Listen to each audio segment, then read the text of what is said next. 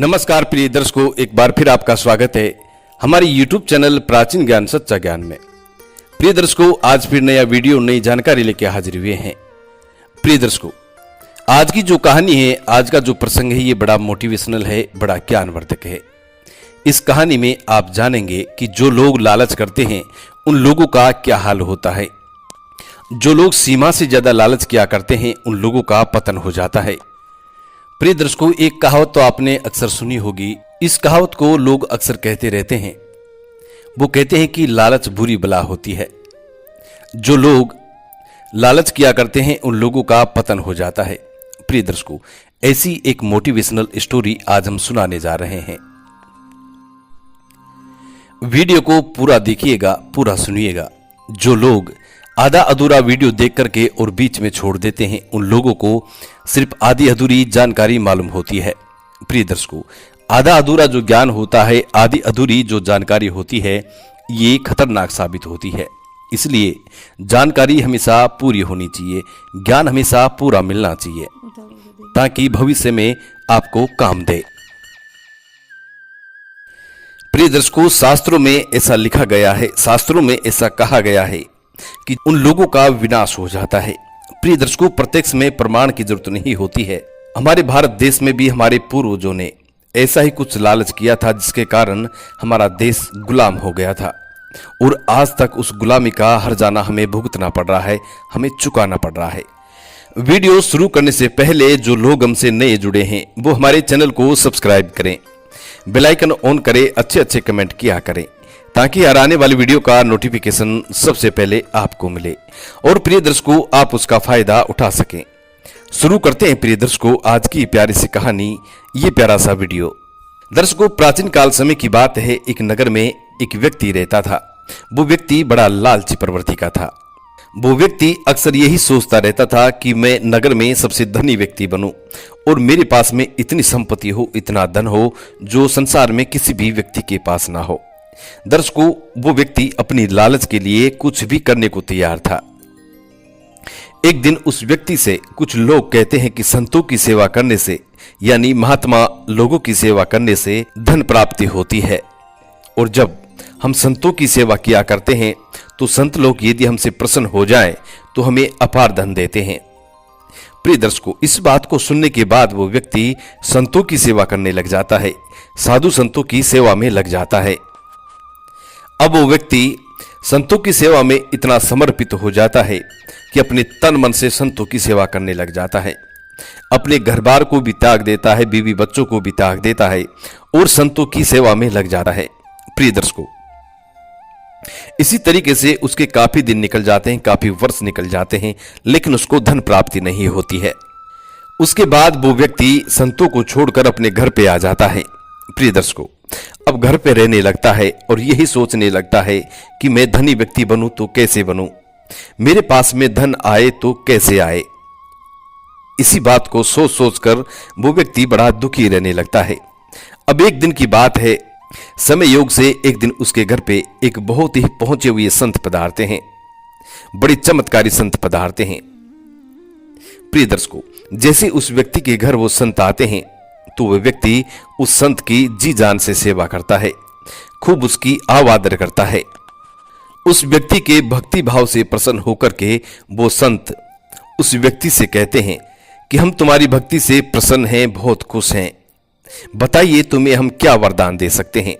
तब वो व्यक्ति उस संत से कहता है कि महाराज, मैं बड़े दिनों से धनी व्यक्ति बनना चाहता हूं, यानी कि धनवान व्यक्ति बनना चाहता हूं, लेकिन काफी परिश्रम करने के बावजूद भी मेरे हाथ कुछ नहीं लगा है और अभी भी मैं गरीब का गरीब हूं। तो महाराज आप मुझे ये बताइए कि मुझे धन प्राप्ति होगी या नहीं, और धन मुझे मिलेगा तो कैसे मिलेगा।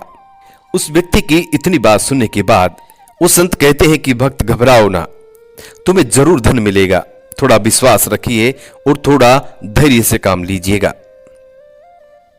तब वो संत उस व्यक्ति को 4 दिए देते हैं और वो संत कहते हैं कि जब भी तुम्हें धन की जरूरत हो तो पहले दिए को जलाना और पूर्व दिशा की ओर चले जाना। पहले दिए को जलाना और पूर्व दिशा की ओर चलते रहना। जहां पे ये दिया बुझ जाए उस जगह की जमीन को खोद लेना, वहां पे तुम्हें धन प्राप्ति होगी। संत फिर दूसरे दिए के बारे में बताते हैं और कहते हैं, इससे अधिक और आपको धन चाहिए तो दूसरे दिए को प्रज्वलित करना और पश्चिम दिशा की ओर रवाना हो जाना। पश्चिम दिशा की ओर जाते वक्त जहां पे भी ये दिया बुझ जाए उसी जगह की जमीन को खोद लेना, वहां पे तुम्हें हीरे मोती मिलेंगे। संतोर आगे कहते हैं कि अब तीसरे दिए की विशेषता भी सुन लो। इससे अधिक यदि आपको और भी धन चाहिए तो तीसरे दिए को प्रज्वलित कर लेना और तीसरे दिए को प्रज्वलित करने के बाद उत्तर दिशा की ओर रवाना हो जाना। उत्तर दिशा में जाते वक्त जिस जगह पर यह दिया बुझ जाए उसी जगह की जमीन को खोद लेना, वहां पे तुम्हें सोने चांदी मिलेंगे, यानी कि सोने की सिल्लियां मिलेंगी। संत उस व्यक्ति को तीनों दियों की विशेषता बता देते हैं। अब लास्ट का अंतिम और चौथा दिया बचता है। तब संत उस व्यक्ति से कहते हैं कि तुम्हारे जीवन में इन तीनों दियों से मिलने वाला धन काफी होगा, ज्यादा लालच मत करना। संत कहते हैं कि चौथा दिया और मैं तुमको दे रहा हूं, लेकिन इस दिए को कभी मत जलाना और दक्षिण दिशा में कभी भूल कर भी मत जाना। संत इतनी बात कहकर चारों दियों को उस व्यक्ति को संभला देता है और संत कहता है कि पहला दिया को प्रज्वलित करके पूर्व दिशा की ओर जाना है और जहां पे दिया बुझ जाए वहां से जमीन खोद के धन निकालना है। दूसरा दिया को प्रज्वलित करके पश्चिम दिशा की ओर जाना है और जाते वक्त जहां पे भी दिया बुझ जाए उस जगह को खोद कर वहां से भी आपको धन लेना है। और संत तीसरा दिया के बारे में कहते हैं कि यदि आपको और भी अधिक धन की आवश्यकता हो तो तीसरे दिए को प्रज्वलित करना और उत्तर दिशा की ओर चले जाना। दिया जलता हुआ जहां पे भी बुझ जाए उसी जगह को खोद लेना, उसी स्थान को खोद लेना, वहां पे आपको सोने चांदी के सिक्के मिलेंगे, यानी सोने चांदी मिलेंगे। ये धन तुम्हारे जीवन में पर्याप्त होगा। चौथे दिए के बारे में संत मना कर देते हैं, कहते हैं कि चौथे नंबर के दिए को कभी मत जलाना और दक्षिण दिशा की ओर भूल करके भी मत जाना। इतना समझाकर संत वहां से रवाना हो जाते हैं, संत वहां से चले जाते हैं। संत के जाने के बाद वो व्यक्ति सोचने लगता है कि संत ने जो बातें बताई हैं, 4 दिए मुझको दिए हैं, इनका प्रशिक्षण करके देखना चाहिए, इनका प्रैक्टिकल करके देखना चाहिए कि संत जो कह के गए हैं वो सत्य है या झूठ है। प्रिय दर्शकों, यही सोचकर वो व्यक्ति पहले दिए को प्रज्वलित करता है और पूर्व दिशा की ओर रवाना हो जाता है। पूर्व दिशा की ओर चलते चलते वो एक जंगल में पहुंच जाता है और जंगल में जाने के बाद वो दिया बुझ जाता है। तो प्रिय दर्शकों, वो उसी जगह को खोदने लग जाता है। जब वो खोदता है तो उसको काफी सारे पैसे मिलते हैं, काफी सारे नोटों के बंडल मिलते हैं। ये देखकर वो बड़ा प्रसन्न होता है, बड़ा खुश होता है। तो प्रिय दर्शकों, अब वो सोचने लग जाता है कि इसमें काफी सारे पैसे मिले हैं, काफी सारे पैसों के सिक्के हैं, काफी सारे नोट हैं। ये देखकर वो खुश होता है और सोचने लग जाता है कि अब मुझे दूसरे दिए को प्रज्वलित करना चाहिए, इन पैसों को मैं बाद में ले लूंगा। तो प्रिय दर्शकों, उन पैसों को वापस वो गाड़ देता है और अब दूसरे दिए को प्रज्वलित करता है। दूसरे दिए को प्रज्वलित करने के बाद वो पश्चिम दिशा की ओर चले जाता है। पश्चिम दिशा की ओर चलता हुआ इतनी दूर पहुंच जाता है कि वो एक मैदान में पहुंच जाता है। पश्चिम दिशा की ओर चलते चलते एक मैदान में पहुंच जाता है और मैदान में जाकर के वो दिया बुझ जाता है। प्रिय दर्शकों, अब वो व्यक्ति मैदान में उस जगह को खोदने लग जाता है जहां पे दिया बुझ गया था। उस स्थान पे जाके वो खोदता है तो प्रिय दर्शकों, उस व्यक्ति को काफी सारे हीरे मोती मिलते हैं। काफी सारे मटके हीरे मोती से भरे हुए उस व्यक्ति को मिलते हैं। प्रिय दर्शकों, अब वो व्यक्ति हीरे मोतियों को भी वापस गाड़ देता है। सोचने लगता है कि अब तीसरे दिए का प्रशिक्षण करूंगा, तीसरे दिए में मुझे और भी ज्यादा धन मिलेगा और भी ज्यादा मैं धनी व्यक्ति बन सकता हूं। यही सोचकर वो अब तीसरे दिए को प्रज्वलित करता है। तीसरे दिए को प्रज्वलित करने के बाद वो उत्तर दिशा की ओर रवाना हो जाता है। तो प्रिय दर्शकों, अब वो चलते चलते एक घनघोर बनी के अंदर पहुंच जाता है। बनी के अंदर जाकर के वो दिया बुझ जाता है। प्रिय दर्शकों, अब वो व्यक्ति उस स्थान की खुदाई करना शुरू करता है। जब वो व्यक्ति उस स्थान की खुदाई करता है तो उसमें काफी सारे बड़े बड़े सोने की सिल्लियों से भरे हुए मटके नजर आते हैं। अब उन मटकों को देखकर वो व्यक्ति बड़ा खुश होता है, सोचने लगता है कि अब मैं संसार का सबसे धनी व्यक्ति बन जाऊंगा। प्रिय दर्शकों, लेकिन फिर भी उसकी लालच उसको रुकने नहीं देती है। अब वो व्यक्ति सोचने लगता है कि तीनों दियों की जगह पर इतना धन मुझे मिला है, तो चौथे दिए की जगह पर मुझे बहुत सारा धन मिलेगा। लेकिन साधु ने मेरे से मना किया है कि चौथे दिए को प्रज्वलित भी मत करना और दक्षिण दिशा की तरफ भूल कर भी मत जाना। हो सकता है वो संत चौथे दिए के सबसे बड़े खजाने को अपने लिए रखना चाहता हो, इसीलिए संत ने मुझे चौथे दिए को प्रज्वलित करने से मना किया है और दक्षिणी दिशा की तरफ जाने के लिए भी मना किया है। सोचने लगता है कि साधु से पहले चौथे दिए में मिलने वाला दक्षिण दिशा में जो धन है, जो अपार धन है, उसको साधु से पहले हासिल करना चाहिए। यही सोचकर वो व्यक्ति तीसरे दिए में निकले हुई सोने की सिल्लियों को वापस गाड़ देता है और अब चौथे दिए को प्रज्वलित करता है और वो व्यक्ति दक्षिण दिशा की तरफ रवाना हो जाता है। प्रिय दर्शकों, अब वो व्यक्ति दक्षिण दिशा की तरफ चलता हुआ एक महल के आगे पहुंच जाता है और महल के आगे जाने के बाद वो दिया बंद हो जाता है, दिया बुझ जाता है। तो प्रिय दर्शकों, अब वो व्यक्ति सोचने लगता है कि हो सकता है ये महल मेरा हो सकता है ये महल मेरे लिए बना हो। यही सोचकर अब वो व्यक्ति दिए को तो बाहर रख देता है और महल के दरवाजे को खोलता है। महल के दरवाजे को खोलकर महल के अंदर प्रवेश कर जाता है। जैसे ही वो व्यक्ति महल के अंदर प्रवेश करता है तो प्रिय दर्शकों, वो देखता है कि कमरे के कमरे हीरे मोतियों से भरे हैं, बड़े बड़े कमरे सोने चांदियों से भरे हैं, बड़े बड़े कमरे नोटों से भरे पड़े हैं, पैसों से भरे पड़े हैं। ये देखकर वो व्यक्ति बड़ा प्रसन्न होता है, सोचने लगता है कि इतना बड़ा खजाना और संत ने मुझे यहां आने से मना किया था। यही सोचकर उस व्यक्ति का मन और भी लालच में भर जाता है। अब वो व्यक्ति उस महल के हर कमरे को खोल के देखता है। वो जिस भी कमरे को खोलता उसमें अपार संपत्ति, अपार धन भरा हुआ था। किसी में गहने भरे हुए थे, किसी में नोट भरे हुए थे, किसी में सोने चांदी के सिक्के भरे हुए थे, किसी में सोने चांदी की सिल्लियां भरी हुई थी, तो किसी में हीरे मोती, हीरा जवाहरात पन्ना भरे हुए थे।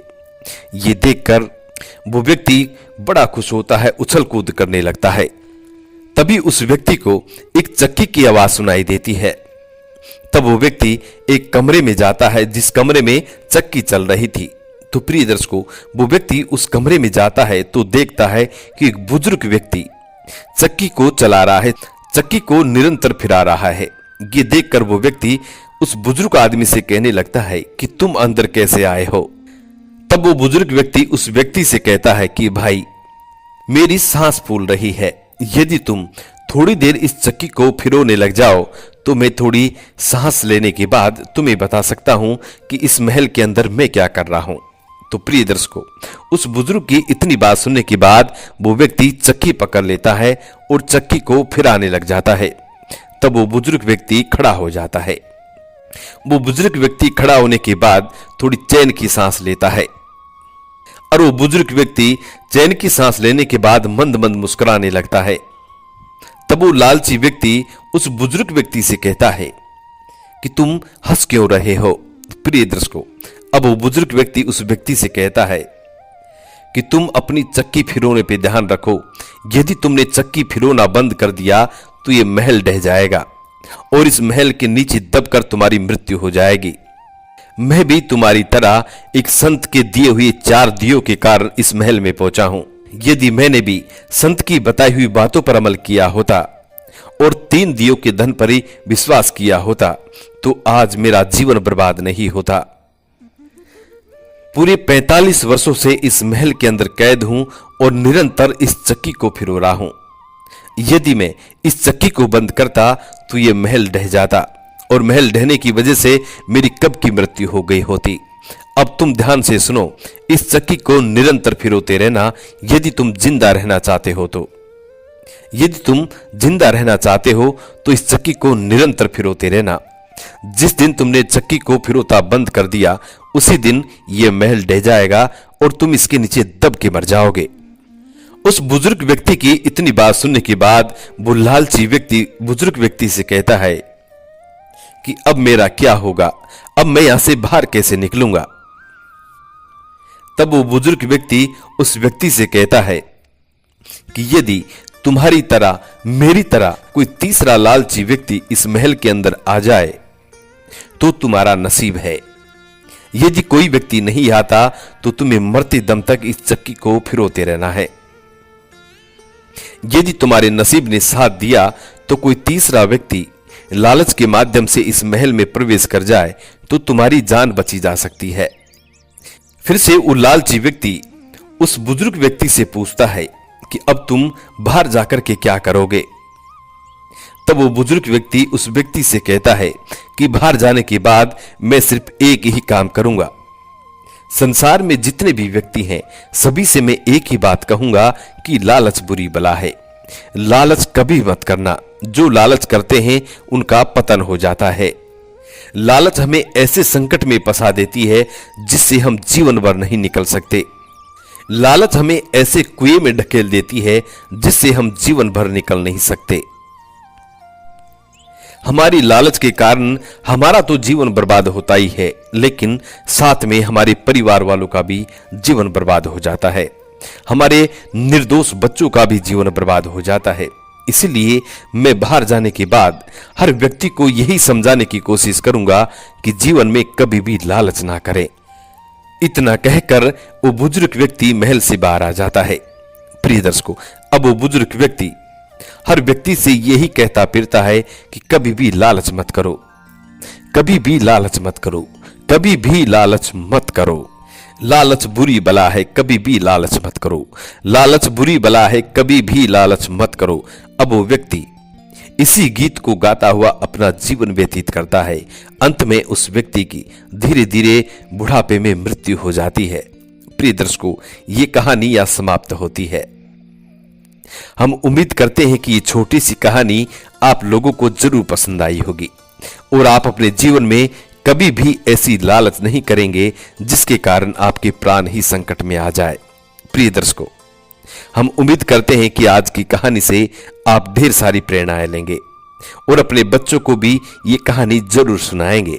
जी नमस्कार, धन्यवाद।